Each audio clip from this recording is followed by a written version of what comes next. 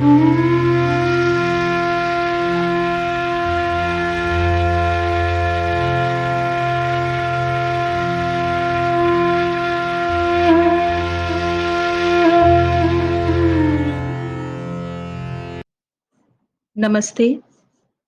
तत्वबोध सत्संग में आप सभी साधकों का स्वागत है।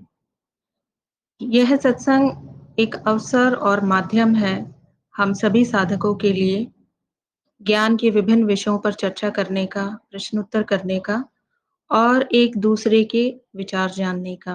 आज के सत्संग का विषय जो मैंने चुना है वो है अध्यात्म के क्षेत्र में साधकों में प्रचलित अवधारणाएं या मान्यताएं, और इसमें कुछ बिंदु मैंने लिए हैं जिन पर हम चर्चा करेंगे। एक तो उनमें है मुक्ति की इच्छा। मुक्ति शब्द बहुत से साधक प्रयोग करते हैं, पर वास्तव में मुक्ति की इच्छा जो साधक की होती है वो कौन सी मुक्ति की इच्छा उसको होती है, ये भी जान लेना आवश्यक है। मुक्ति क्या वास्तव में साधक को पता है? मुक्ति शब्द ही उसने सुना है, क्या मुक्ति का अर्थ उसको पता है? वास्तव में मुक्ति है क्या? मुक्ति उस साधक को किससे चाहिए? जीव शरीर से चाहिए उसको मुक्ति, दुखों से मुक्ति चाहिए, इच्छाओं से मुक्ति चाहिए, संबंधों से मुक्ति चाहिए, किस चीज से उसे मुक्ति चाहिए? और अलग-अलग साधकों में आप को अलग-अलग इसके अर्थ मिलेंगे। मुक्ति जो उसकी इच्छा होती है साधना के द्वारा, यदि देखिए एक साधक को शरीर से मुक्ति चाहिए, तो ये कितनी मिथ्या अवधारणा है। शरीर से मुक्ति तो हो ही जानी है। शरीर तो हर पल अ, नष्ट हो ही रहा है, नश्वर है शरीर, और एक निश्चित समय के बाद शरीर का नाश होना ही है। और शरीर को यदि बंधन माना हुआ है, शरीर बंधन में है और उसको मुक्त करने का प्रयास कोई साधक साधना के द्वारा करना चाह रहा है, तो ये एक मिथ्या मान्यता है, क्योंकि शरीर जीव बंधन में रहेगा। मैं सर्वदा मुक्त हूँ और हमेशा से मुक्त हूँ और हमेशा से अ, मुक्त रहूँगा, और जीव सदा से बंधन में था और सदा ही बंधन में रहेगा। तो जीव की मुक्ति कभी नहीं होती है। बस ये जान लिया जाता है कि मैं सदा से मुक्त हूँ। बहुत से व्यक्ति दुखों से मुक्ति चाहते हैं साधना के द्वारा। देखिए यहाँ भी ये एक मान्यता है, साधना के द्वारा दुखों से मुक्ति नहीं होती है, अज्ञानता का नाश होता है। सुख और दुख मन के विकल्प होते हैं एक व्यक्ति के लिए। एक घटना किसी व्यक्ति के लिए यदि सुखदायी है, तो वही घटना हो सकता है दूसरे व्यक्ति के लिए दुखदायी हो। तो ये व्यक्तिनिष्ठ है। दुखों से कोई व्यक्ति चाहता है कि साधना करके मुक्त हो जाए, तो ये उसकी मिथ्या अवधारणाएँ हैं। अंत में यही पता चलता है कि अज्ञान का नाश होने पर मेरा स्वभाव सुख और दुःख से अप्रभावित है। मैं सदा से आनंद स्वरूप हूँ। इच्छाओं से मुक्ति की भी बहुत से साधकों की इच्छा होती है कि इच्छाएँ बहुत परेशान होते हैं अपनी इच्छाओं से और उनसे मुक्ति चाहिए होती है, उसके लिए साधना करते हैं। तो इच्छाओं से भी मुक्ति के लिए यदि कोई साधक प्रयत्न कर रहा है, तो ये उसकी मिथ्या अवधारणा है। जीव रूप में यदि व्यक्ति का अवतरण हुआ है, अभिव्यक्ति हुई है कारण शरीर का, तो वो इच्छाओं की पूर्ति के लिए ही हुई है। इच्छाओं से मुक्ति नहीं होती है। इच्छाओं की पूर्ति के उद्देश्य से ही जीव का अस्तित्व है, और ज्ञान होने पर इच्छाओं का स्वरूप जान लिया जाता है कि इच्छाएँ मेरी, इच्छाएँ जीव की हैं, और वो इच्छाओं की पूर्ति होने पर ही जीव जो है उसका विलय होगा। तो मेरी कोई इच्छा नहीं है। मैं इच्छाओं से मुक्त हूँ पहले से ही। एक और बात देखने में आती है, बहुत से व्यक्ति अपने संबंधों से बहुत दुखी होते हैं। संबंधों से मुक्ति चाहिए होती है उनको। तो हर एक व्यक्ति के जीवन में कुछ संबंध होते हैं, और संबंधों का कारण पिछले जीवन काल में जो संस्कार उसने इकट्ठे किए हैं, उन्हीं के कारण इस जीवन काल में विभिन्न प्रकार के संबंधों के रूप में व्यक्ति मिलते हैं, उनके साथ संबंध होते हैं, कर्मफल जो है वो काटने होते हैं व्यक्ति को। ये जितनी भी बातें हैं द्वैत के स्तर पर हम कर रहे हैं, क्योंकि मेरा कोई कर्म नहीं है, मेरा कोई संबंध नहीं है। लेकिन द्वैत के स्तर पर यदि हम देखें, जीव विभिन्न प्रकार के संबंधों में बंधा होता है और संबंधों से मुक्ति की इच्छा करता है। तो संबंध है, इसी बात से पता चलता है कि उस व्यक्ति में अज्ञान है। साधना के द्वारा जब व्यक्ति को ज्ञान होता है या कहें अज्ञान का नाश होता है, तो जो अनावश्यक है, वो स्वयं छूटता जाता है। उसमें अनावश्यक संबंध भी हैं, अनावश्यक संबंध छूटते जाते हैं। लेकिन संबंधों से मुक्ति के उद्देश्य से कोई व्यक्ति यदि साधना करता है, तो ये उसकी मिथ्या मान्यता है। उसके साथ ही एक और बहुत ही प्रचलित अवधारणा है सिद्धियाँ।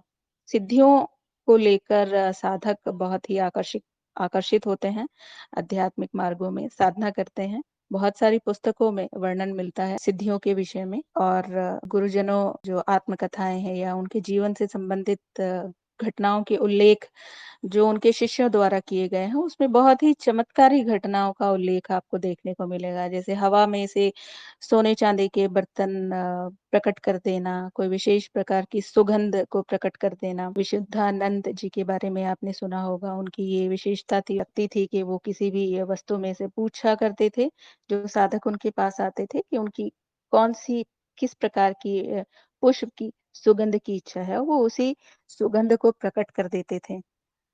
और वायु गमन के बारे में भी आपने सुना होगा या कहीं आकाश गमन के बारे में आपने सुना होगा। बहुत से गुरुओं में योगियों में जो शक्ति है उसका वर्णन पुस्तकों में मिलता है। उसके साथ ही एक से अधिक स्थान पर गुरुजन प्रकट होने की उनमें क्षमता का वर्णन मिलता है। तो ये बहुत ही आकर्षक और चमत्कारी सी लगती हैं घटनाएँ और इनसे आकर्षित होकर साधकों को लगता है कि हाँ, हम भी हो सकता है इस तरह की कुछ शक्तियाँ अर्जित कर लें। लेकिन इस पर मेरा जो दृष्टिकोण है, वो मैं आपके साथ साझा करना चाहूँगी। सिद्धियाँ ये जितनी भी बातें अभी मैंने आपको बताई, इनके अलावा भी बहुत सारी घटनाएँ आप सभी जानते होंगे, आपने पढ़ी होंगी पुस्तकों में, वर्णन मिलता है उनका। ये वास्तव में सिद्धियाँ नहीं हैं, ये तंत्र मार्ग पर विशेष प्रकार की साधनाओं के द्वारा शक्तियाँ जो हैं अर्जित की जाती हैं। सिद्धियाँ जो होती हैं, वो चित्त का शुद्धिकरण जब होता है, एक साधक साधना करता है किसी भी आध्यात्मिक मार्ग पर, तो चित्त का शुद्धिकरण होता है। अलग-अलग मार्गों पर चित्त के शुद्धिकरण की जो गति है, वो अलग-अलग हो सकती है। ज्ञान मार्ग पर मेरा जो अनुभव है, मैंने सबसे तीव्र गति से यहाँ पर देखा है साधकों में चित्त का शुद्धिकरण होता है और ज्ञान मार्ग पर जो साधक हैं, उनमें जो निचली परतें हैं, वो अक्सर उनमें समस्या नहीं होती है। विशुद्धि की परत है, वहाँ तक साधक जो है वो उसका विकास हो चुका होता है। लेकिन दूसरे मार्गों पर आप देखें, धीरे-धीरे शुद्धिकरण होता है और जब व्यक्ति का विकास या जीव का विकास उस स्तर तक हो जाता है कि बुद्धि अ, शुद्ध होने के बाद जब चेतना की परत का विकास होता है, चित्त का शुद्धिकरण होता है, तो कुछ स्वाभाविक से गुण जो हैं इस जीव के, मनुष्य शरीर के, वो उसमें प्रकट होते हैं और वही सिद्धियाँ हैं। जैसे कि कुछ व्यक्तियों में दूसरे के विचारों को पढ़ लेने की योग्यता आ जाती है और कुछ व्यक्ति किसी को छू कर उसके रोग को ठीक करने की उनमें क्षमता आ जाती है। कुछ व्यक्ति अ, भूत और भविष्य को देख लेते हैं, आकाशिक स्मृति को पढ़ लेते हैं। तो ये सिद्धियाँ हैं जो स्वतः प्रकट होती हैं और एक जीव के स्वाभाविक गुण हैं।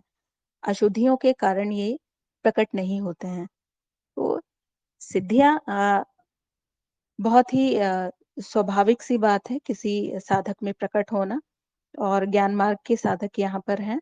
सभी का ये अनुभव रहा होगा साधना के दौरान या कहें कि शुद्धिकरण की जब प्रक्रिया शुरू हो जाती है जीव में, तो उसके साथ-साथ ये सिद्धियाँ प्रकट होती हैं। जब चेतना की परत विकसित होती है, चेतना प्रकट होती है, तो सिद्धियों का प्रकट होना भी बहुत स्वाभाविक होता है।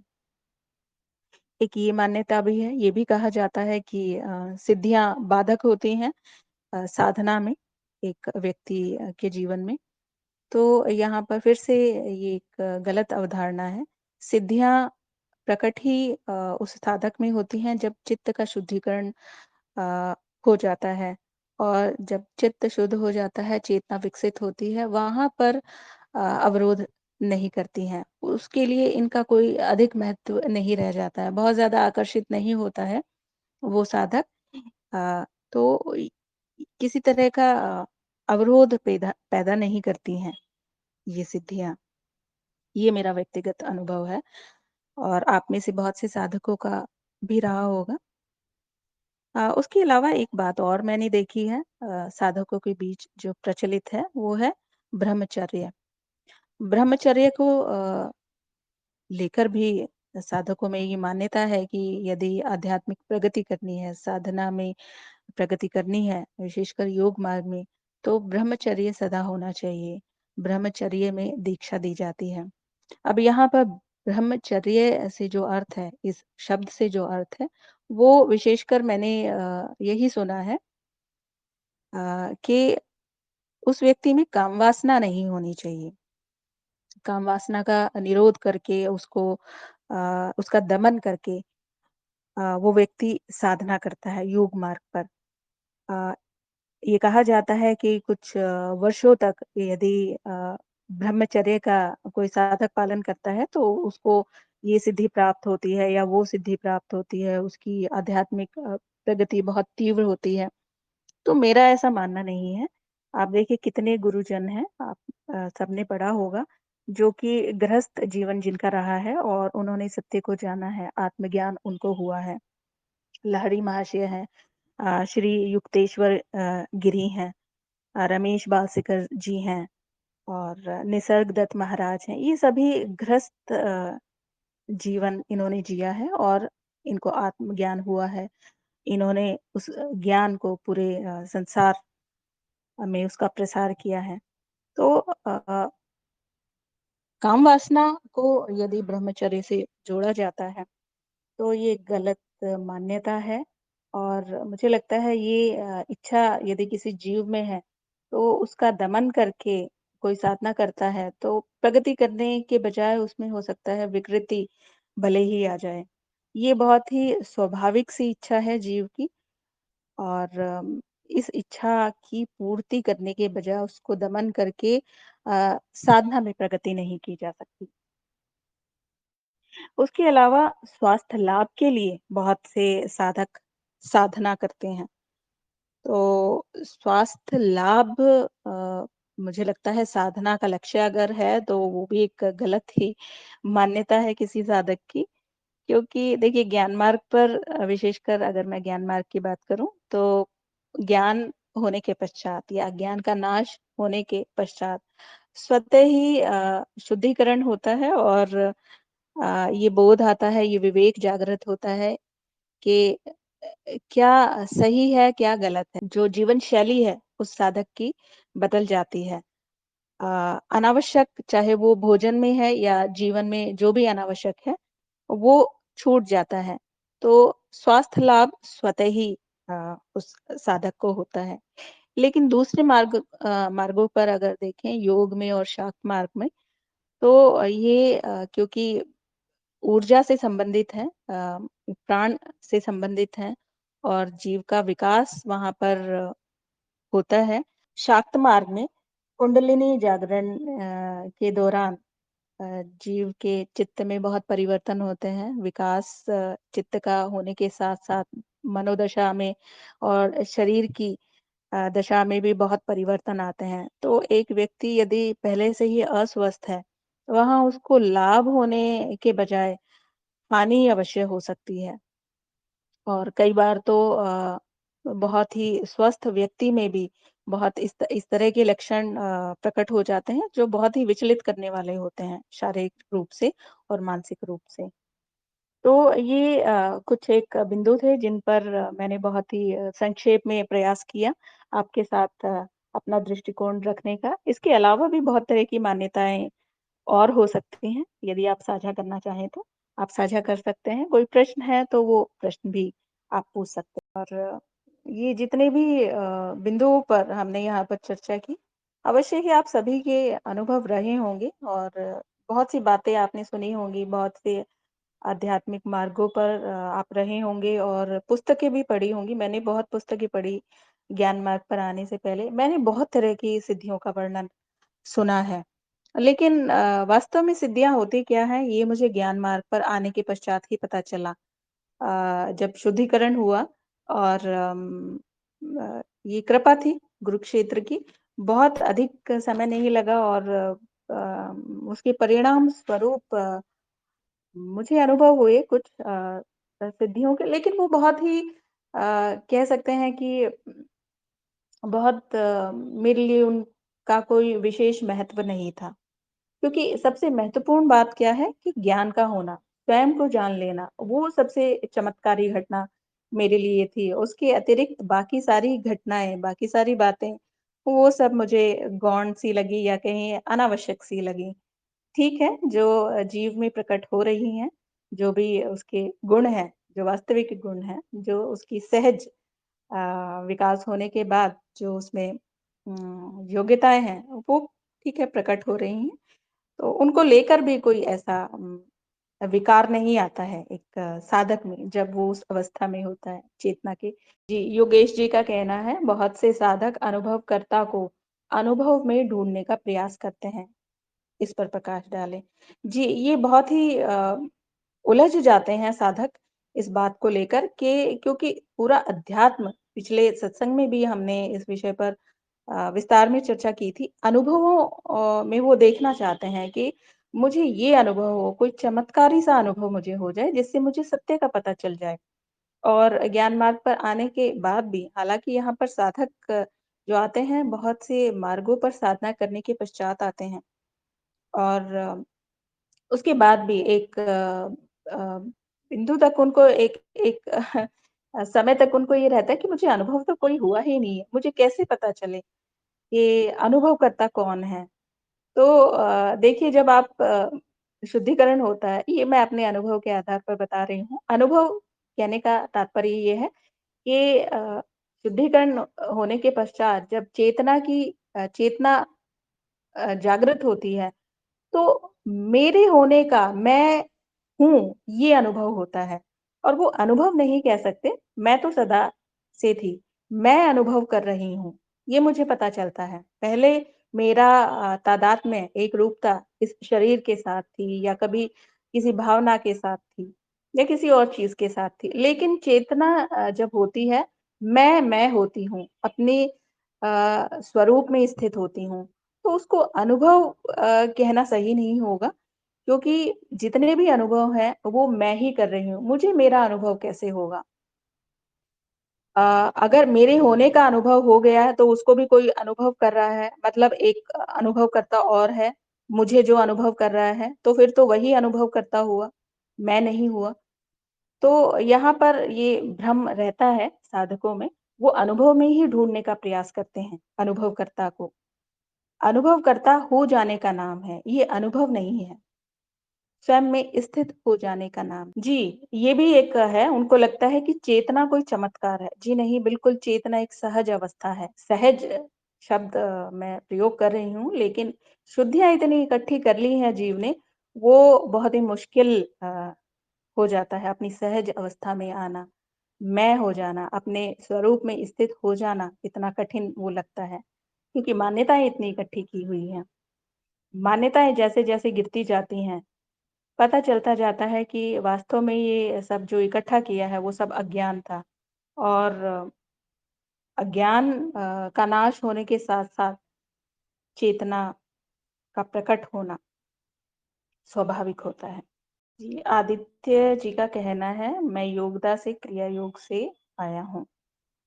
जी, आदित्य जी योगदा सत्संग सोसाइटी में मैंने भी वहाँ पर उस मार्ग पर कुछ समय साधना की थी और क्योंकि मेरी जो वृत्ति थी वो अलग तरह की थी। हाँ, सभी मार्ग सभी साधकों के लिए नहीं होते हैं।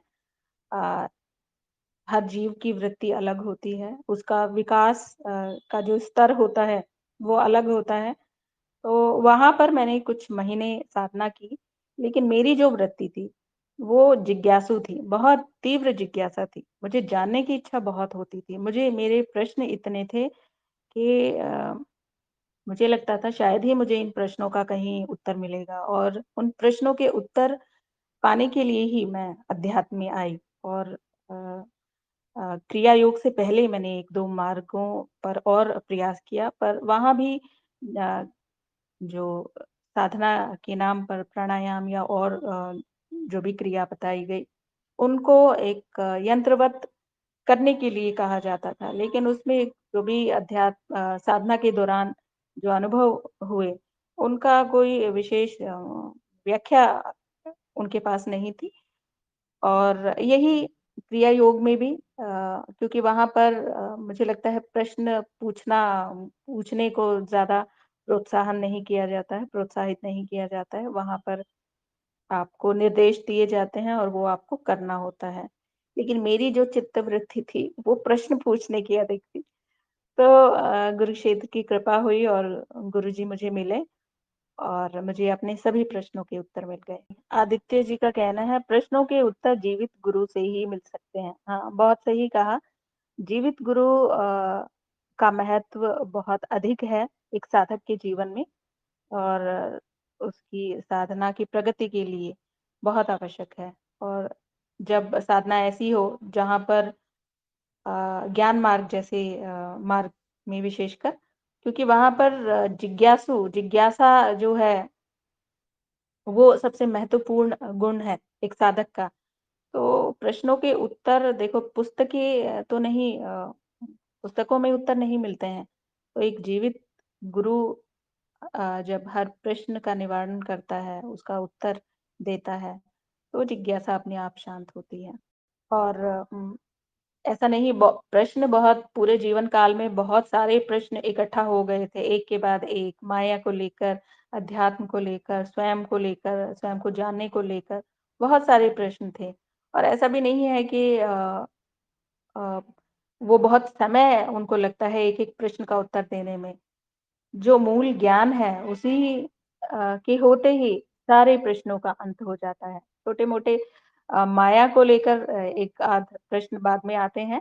लेकिन जो मूलभूत जो एक जिसमें मुझे लगता है कि मैं उलझी हुई थी, जिन प्रश्नों में मैं उलझी हुई थी, वो पहले दिन में ही उन प्रश्नों का अंत हो गया और चित्त पूर्णतया शांत हो गया कि जो इसे चाहिए था, जो इसकी जिज्ञासा थी, बेचैनी थी जो जानने के लिए वहीं लगा रहता था चित्त कि मैं कोई पुस्तक पढ़ लूँ, मैं कौन से मार्ग पर मुझे इन प्रश्नों के उत्तर मिल जाएँगे। वो एक दिन में ही वो सारी जो जिज्ञासाएँ थी, वो शांत हो जाती हैं इस मार्ग पर, जो कि अ, मेरे साथ हुआ, मेरा अनुभव रहा। सभी साधकों से जानना चाहूँगी, अभी जो मैंने एक ब्रह्मचर्य पर कुछ अपने विचार प्रकट किए संस्कृत का ज्ञान यदि यहाँ पर किसी को है तो ब्रह्मचर्य का जो इस शब्द का अर्थ है अ, वो यदि कोई साझा करना चाहे उनके अनुसार ब्रह्मचर्य का अर्थ क्या है? तो वो आप यहाँ पर लिखकर बता सकते हैं क्योंकि मेरे अनुसार मैंने जो सुना है विभिन्न साधकों में प्रचलित मान्यता या पुस्तकों में पढ़ा है, इस पर विशेष जोर दिया जाता है कि ब्रह्मचर्य का अर्थ ये है। तो आप में से आपके विचार मैं जानना चाहूँगी।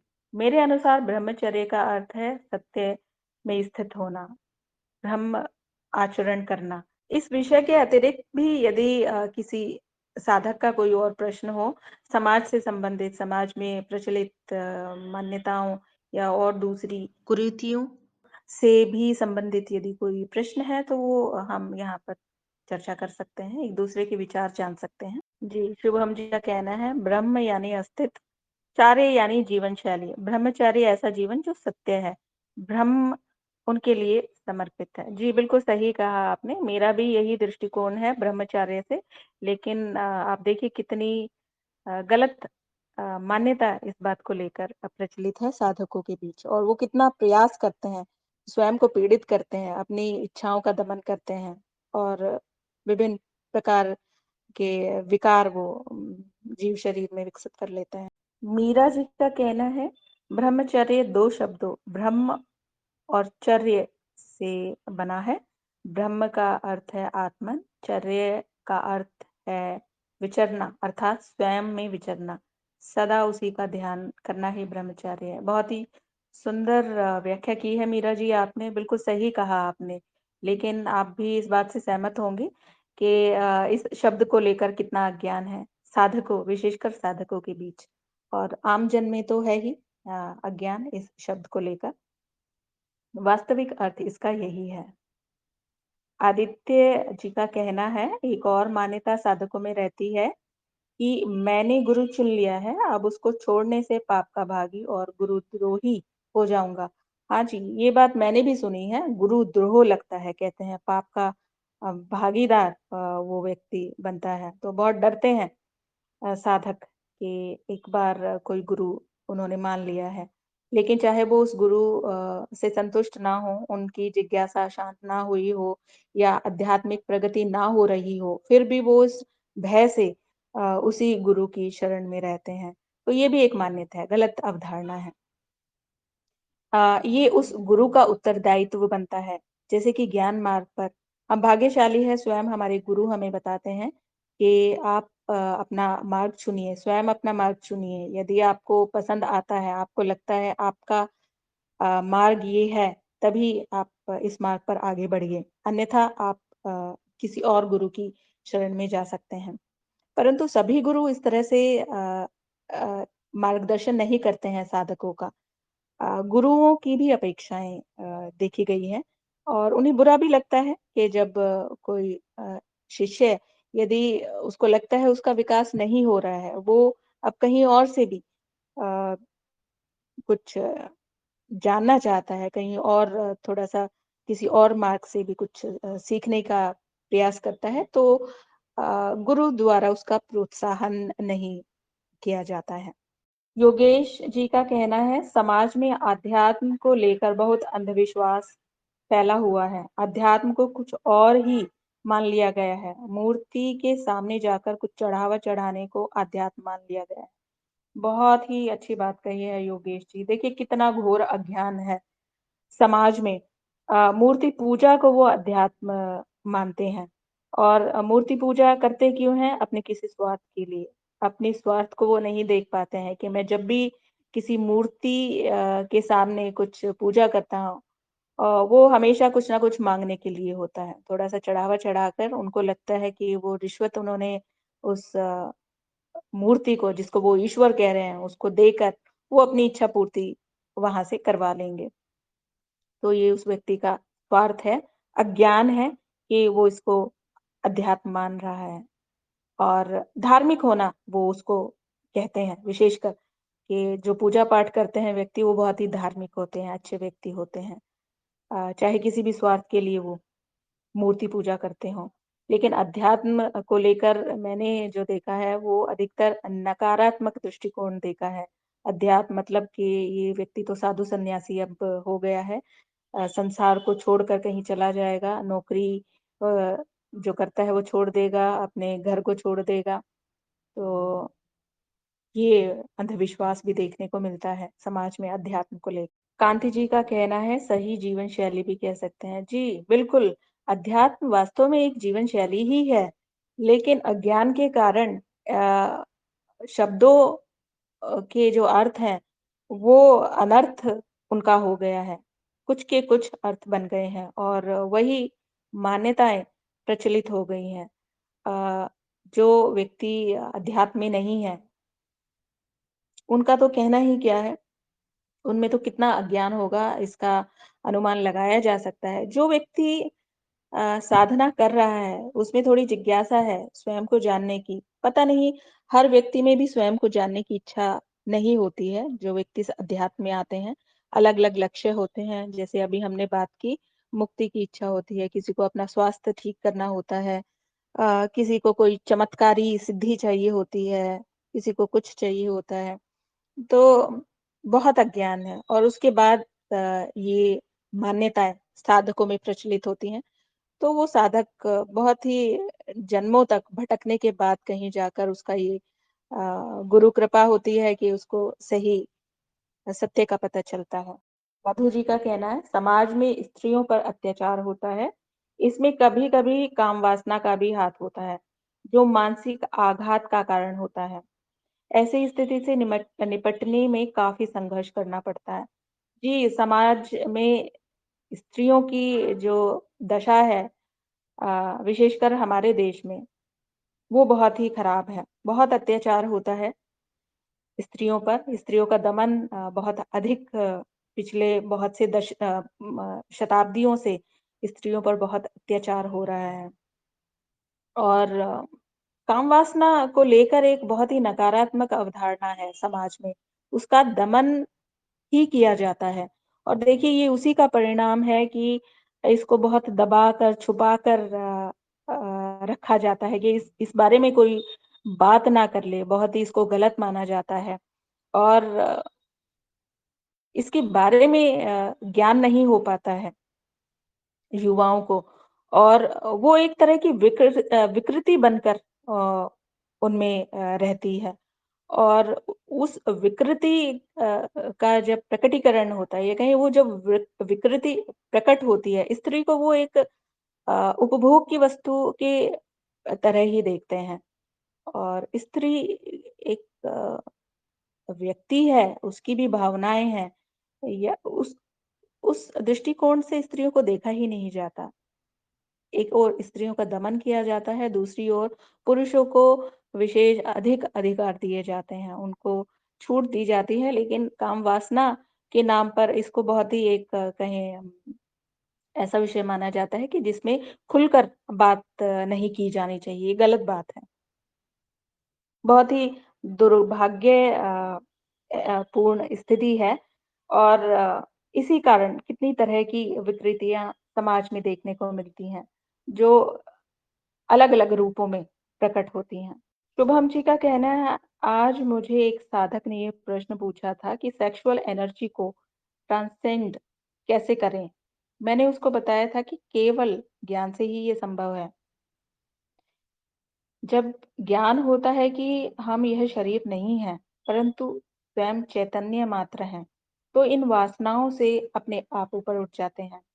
परंतु उन साधक को फिज़िकल लेवल पर कुछ चाहिए था, यानी उनको इस वासनाओं का दमन कर आगे जाना है। ऐसी स्थिति में उनको क्या सुझाव दें?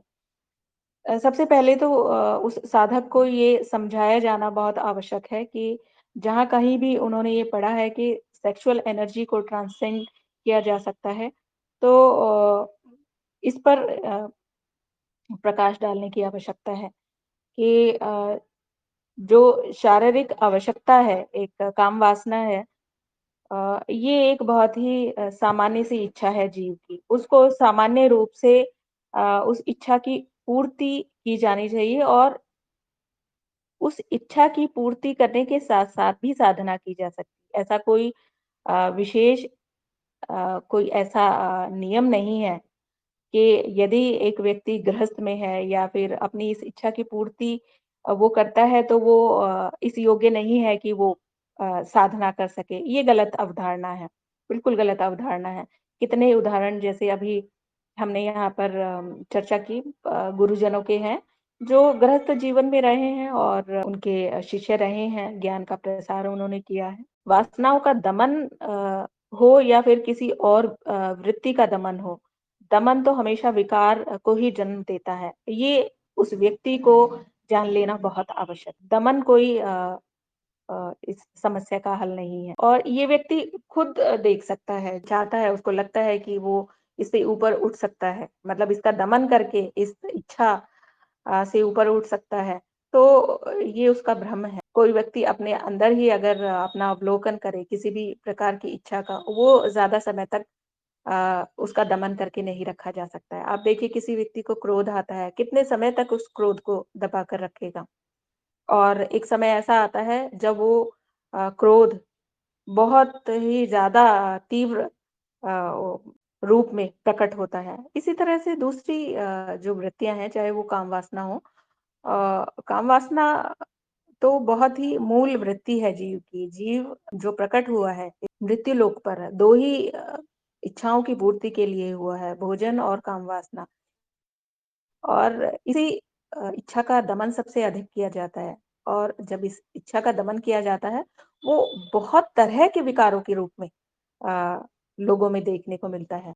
मधु जी का कहना है, मेरे कुछ स्टूडेंट्स हैं, जहाँ वो ऐसी स्थिति से गुज़र रहे हैं, मैं उनकी मदद करना चाहती हूँ, पर मेरे मन में भी भय है, क्या कर सकते हैं? सलाह चाहती हूँ। स्थिति किस प्रकार की स्थिति है, मैं मधु जी से जानना चाहूँगी कि स्टूडेंट्स के केस में देखिए हम जब टीचर्स हैं, चाहे वो अ, महाविद्यालय में पढ़ाने वाले टीचर हैं या स्कूल में पढ़ाने वाले टीचर्स हैं, तो वो सभी अध्यापक जो विद्यार्थी हैं, वो उनकी एक जो एडोलेसेंट एज है, अ, उस एज के विद्यार्थी वहाँ पर होते हैं, तो उनमें ये बहुत ही सामान्य सी अ, एक वृत्ति देखने को मिलती है, जो विपरीत लिंग के जो लड़के-लड़कियाँ हैं, उनमें परस्पर आकर्षण देखने को मिलता है। तो यहाँ पर उनको सेंसिटाइज़ करना बहुत आवश्यक है। उन उनको बहुत उन पर इस अ आयु में बहुत अधिक प्रतिबंध लगाना गलत है। कांति जी का कहना है स्वयं शिवग्रस्त हैं। जी, कांति जी शिव तो मैं स्वयं हूँ। शिव शून्यता है, ब्रह्मन और शिव एक ही हैं। शाक्त मार्ग पर ये एक तरह से इस व्याख्या की गई है। शिव को शक्ति के साथ संबंध दिखाया गया है। वास्तव में अ, एक कह सकते हैं सिंबॉलिक तरीके से वो वहाँ पर उसकी व्याख्या की गई है। अप्रकट से प्रकट शक्ति के रूप में जो माया प्रकट है, वो शक्ति है और शिव से वो प्रकट हुई है। तो एक आम जन को समझाने के लिए शाक्त मार्ग में शिव और शक्ति की अवधारणा है। आदित्य जी का कहना है, योग मार्ग में शरीर के स्तर पर ये बताया जाता है कि वासना उठने पर कुछ समय तक गहरी साँसें लेकर अवलोकन करना, ये उपाय बताया जाता है। पर ये कितना कारगर है, मुझे पता नहीं। हो सकता है ये उनका तरीका हो, लेकिन आप देखिए क्या एक इच्छा जो उस जीव में उठी है, क्या पूर्ण रूप से उसका दमन किया जा सकता है, केवल साँसों का अवलोकन करके? ज्ञान मार्ग पर चेतना के विकसित होने पर तो मैं मानती हूँ कोई वृत्ति प्रकट हुई है और चेतना है वहाँ पर, तो वो वृत्ति आती है और चली जाती है। प्रकाश में बहुत तीव्र नहीं होती है वो वृत्ति, वो प्रकट होकर वहाँ पर ये ज्ञान भी होता है, जैसे ही इच्छा प्रकट होती है उसके साथ-साथ चेतना के प्रकाश में ये ज्ञान होता है, ये इच्छा मेरी नहीं है। तो तुरंत उस इच्छा को पूरा करने की भी कोई लालसा नहीं होती है। और योग मार्ग पर किस प्रकार से उसका अवलोकन करके उसको उस वृत्ति को दबाया जा सकता है, इसके विषय में मुझे नहीं पता है। जय जी का कहना है, यदि कोई भी वृत्ति है तो वो छोड़ने से अच्छा है छूट जाए और पता भी ना चले, तो सही छोड़ना है, वरना वापस वापस आती है। ये ज्ञान से ही संभव है। बिल्कुल सटीक बात आपने कही है। चेतना के प्रकाश में ही यदि कोई वृत्ति प्रकट हुई है, तभी वो वृत्ति छूट जाती है, छूटती है। क्योंकि वहाँ पर ये ज्ञान होता है कि ये वृत्ति चित्त की है, जीव की है, आएगी और चली जाएगी। उस वृत्ति का कारण भी पता चलता है, तो वो इतनी प्रभावित नहीं करती है। उसको पूर्ण करने का आवेग नहीं होता है जीव में। बहुत ही तीव्रता से नहीं आती है, तो वो अपने आप ही छूट जाती है, चाहे वो क्रोध की वृत्ति हो या कोई और वृत्ति हो। ये हम सभी का अनुभव है ज्ञान मार्ग के साधकों का। मधु जी का कहना है, एक लड़की मुझसे मदद चाहती है, उसे कोई परेशान करता है। यहाँ पर दोनों व्यक्तियों की सहमति नहीं है और यह एक ज़बरदस्ती है। मैंने थोड़ी सहायता दी है, पर वो लड़की डरी हुई है, मानसिक आघात से गुज़र रही है। जी। यहाँ पर उस लड़की को भी सांत्वना देने की आवश्यकता है, उसके मन से ये डर निकालने की आवश्यकता है। उसके साथ ही साथ वो व्यक्ति अ, जो उसको परेशान कर रहा है, उसको भी समझाए जाने की आवश्यकता है। अधिक उस व्यक्ति को ही समझाए जाने की आवश्यकता है। ये बहुत ही गलत मान्यता बना ली है। जो एक एडोलेसेंट एज में लड़कियाँ होती हैं, उन पर बहुत अ, चाहे वो स्कूल, कॉलेज में जब वो लड़कियाँ जाती हैं, घर से बाहर निकलती हैं, तो अ, उन पर जो नज़र होती है पुरुषों की, वो एक ही दृष्टिकोण से लड़कियों को देखते हैं। बहुत ही विचलित करने वाली मानसिक स्थिति होती है इस उम्र की लड़कियों की। तो एक शिक्षक का ये उत्तरदायित्व बनता है कि उसको मानसिक रूप से उसको निडर बनाए, उसको सांत्वना दे। साथ के साथ उस लड़की को भी इस विषय में अपने घर में खुलकर बताने की आवश्यकता है। इस विषय पर अपने माता-पिता का सहयोग लेने की आवश्यकता है। और जो व्यक्ति परेशान कर रहा है, उसका कोई अधिकार नहीं है कि वो इस तरह से किसी भी लड़की को अपने उपभोग की वस्तु समझे या उस लड़की की यदि इच्छा नहीं है, वहाँ पर वो लड़की नहीं चाहती है कि उसके साथ वो व्यक्ति इस तरह से व्यवहार करे, तो ये वो उस व्यक्ति को समझाया जाना बहुत आवश्यक है। किसी भी माध्यम से बीच में किसी को लेकर उस व्यक्ति को ये बहुत ही अ, स्पष्ट रूप में ये समझाए जाने की आवश्यकता है। उम, पुरुषों की मानसिकता से ये बात निकालना बहुत ज़रूरी है कि ये उनका अधिकार है कि वो स्त्रियों को एक उपभोग की वस्तु की तरह देख सकते हैं। उन पर छीटा-कशी कर सकते हैं, उनको गलत नज़रों से देख सकते हैं। ये बहुत ही गलत बात है। पुरुषों में ये मान्यता है, वो इसको अपना अधिकार मानते हैं कि वो किसी भी लड़की को या स्त्री को अ, देखने में या बोलने में इनडायरेक्ट वे में कई बार बातें कही जाती हैं। किसी भी पुरुष को ये अधिकार नहीं है, किसी को इस तरह से मानसिक रूप से वो प्रताड़ित करे। एक बात और कहना चाहूँगी मैं यहाँ पर लड़कियों को शिक्षित करना बहुत आवश्यक है परिवार में और शिक्षकों का भी ये उत्तरदायित्व बनता है कि लड़कियों को इस बात को लेकर अवेयर किया जाए, उनको समझाया जाए कि उनको डरने की आवश्यकता नहीं है। यदि समाज में हम महिलाएँ अ, एक माता के रूप में या एक शिक्षक के रूप में, किसी भी रूप में यदि हम किसी महिला की, किसी लड़की की सहायता कर सकते हैं, तो हमें अवश्य करना चाहिए। हमें उसको एक सहयोग देना चाहिए कि उसको डरने की आवश्यकता नहीं है। कोई व्यक्ति यदि उसको परेशान करता है, उसको उस बात को छुपाने की आवश्यकता नहीं है। अक्सर ये देखा जाता है लड़की परेशान होती रहती है, मानसिक रूप से डरी रहती है और डिप्रेशन में चली जाती है, लेकिन वो बताने से डरती है, अपने घर में बताने से डरती है, दोस्तों में बताने से डरती है, अकेले ही जूझती रहती है। तो लड़कियों में ये अवेयरनेस अ, फैलाने की बहुत ज़रूरत है कि उनको उनको डरने की आवश्यकता नहीं है, ये उस व्यक्ति को डरने की आवश्यकता है। उस व्यक्ति को डराए जाने की आवश्यकता है, जो ये मान बैठा है कि ये उसका अधिकार है, कि वो कुछ भी कर सकता है। किसी भी दृष्टि से वो एक स्त्री को या एक लड़की को देख सकता है। कांति जी का कहना है, गुरुजी कहते हैं, "जो आवश्यक है वह होगा, जो नहीं है, वह अपने आप छूट जाएगा।" उसे छोड़ना नहीं होगा। जी, बिल्कुल सही कहा आपने और जो आवश्यक है वो प्रकट होता है इच्छा के रूप में, लेकिन यदि उसका प्रतिरोध किया जाता है, वो विकार को जन्म देता है और जो इच्छा पूरी नहीं होनी होती, वो अपने आप ही छूट जाती है। लेकिन जो इच्छा प्रकट होती है और आवेग से प्रकट होती है, उस इच्छा का पूर्ण कर लिया जाना ही उस जीव के लिए सही होता है। उसका दमन करके या उसको उसका प्रतिरोध करने से कोई लाभ नहीं होता है।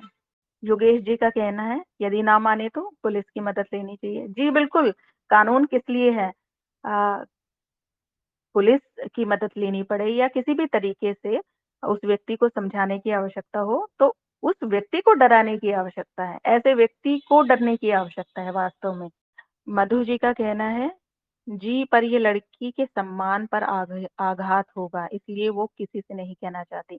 जी, देखिए ये भी एक गलत मान्यता है, मुझे ये बात बहुत ही गलत लगती है।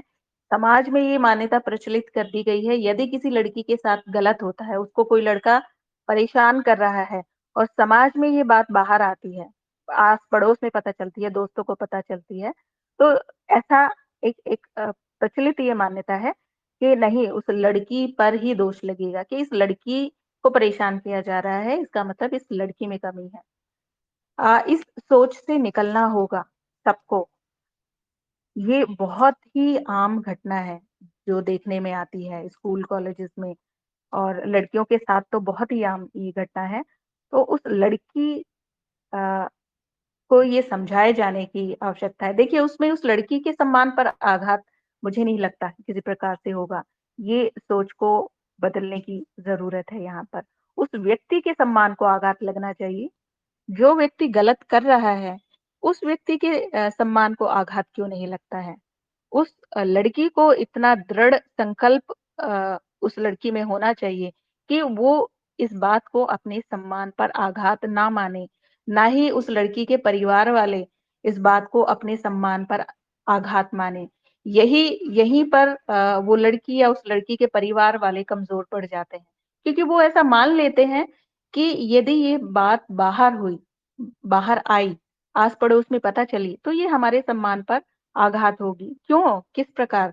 मुझे नहीं लगता ये उस लड़की के सम्मान पर आघात है। ये उस व्यक्ति के सम्मान पर आघात होना चाहिए और उस व्यक्ति का असली चेहरा अ, समाज के सामने लाए जाने की आवश्यकता है। और इस तरह की मान्यताओं से ऊपर उठने के लिए, लड़ने के लिए देखिए अ, शुरुआती कदम जो है उसके लिए बहुत साहस की आवश्यकता होती है। कुछ भी नया बदलाव लाने के लिए किसी को तो शुरुआत करनी होती है। एक मिथ्या जो अवधारणा है, मान्यता है उसको तोड़ने के लिए कुछ ऐसे व्यक्तियों की आवश्यकता होती है जो इन चीज़ों से ऊपर उठकर सोच सकें। तो ये लड़की के सम्मान पर मैं नहीं मानती किसी प्रकार का आघात है। आदित्य जी का कहना है, उस बच्ची को साहसी बनाने में सहयोग करें। बिल्कुल यही मेरा कहना है। उस लड़की को इतना साहसी बना दें कि उसके अंदर ये डर ही ना आए। पहली बार ही यदि कोई व्यक्ति उसको गलत निगाह से देखे, वो उसी क्षण उस व्यक्ति को जवाब दे सके। दोबारा उस व्यक्ति का साहस नहीं होगा। और सम्मान और ये बातें इतना इतना आगे तक ये बात तो शायद बढ़े ही ना, यदि हम अपनी बेटियों को इतना साहसी बनाएँ कि वो उसी क्षण उसका मुँह तोड़ जवाब यदि देने में सक्षम हो उस व्यक्ति का, तो उस व्यक्ति को भी ये सबक मिलेगा कि हाँ, मेरे साथ ये दोबारा ऐसा हो सकता है और और किसी लड़की के साथ वो इस तरह से व्यवहार करने में आगे से ध्यान रखेगा।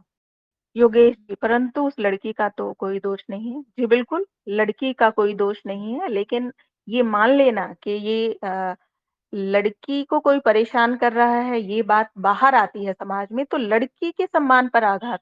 हम ऐसा माने ही क्यों कि लड़की के सम्मान पर आघात होगा। मुझे मेरे साथ कोई व्यक्ति दुर्व्यवहार कर रहा है, तो मेरे अंदर इतना दृढ़ संकल्प होना चाहिए और साहस होना चाहिए। मैं उसके लिए अ, खड़ी हो सकूँ उस व्यक्ति का सामना कर सकूँ कि उसका साहस ये किस प्रकार हो गया कि वो मुझे कोई बात कहे या मेरे साथ दुर्व्यवहार करे। हर एक व्यक्तित्व जो है, वो लड़की है, उसका अपना व्यक्तित्व है, ये उसकी इच्छा है। उसको कोई परेशान कर रहा है ये उसका अधिकार है कि वो सामने से उसका विरोध करे। उसके लिए साहस की आवश्यकता है, ना कि डर कर बैठ जाने की। मीरा जी का कहना है, सेल्फ डिफेंस पहले सिखाने की ज़रूरत है। परिवार को इस परिस्थिति से अवगत करना चाहिए। बिल्कुल सही है, सेल्फ डिफेंस तो सिखाना ही चाहिए, बहुत ज़रूरी है लड़कियों को और जिस तरह की अभी स्थिति है समाज में, पुरुषों की मानसिकता जो है बहुत ही वहाँ पर अज्ञान है। लड़कियों को, स्त्रियों को उपभोग की वस्तु की तरह वो देखते हैं। उनको लगता है ये उनको कुछ भी कहा जा सकता है, कोई भी कमेंट किया जा सकता है। तो सेल्फ डिफेंस तो ज़रूरी है ही, उसके साथ-साथ अ उनमें साहस पैदा करने का प्रयास करना चाहिए। जैसे ही कोई पुरुष इस प्रकार का साहस करता है, तुरंत वहाँ पर उसको यदि रोक दिया जाता है, तो उससे आगे वो मुझे लगता है बात नहीं उसके बढ़ने के जो चांसेस हैं, वो कम हो जाते हैं।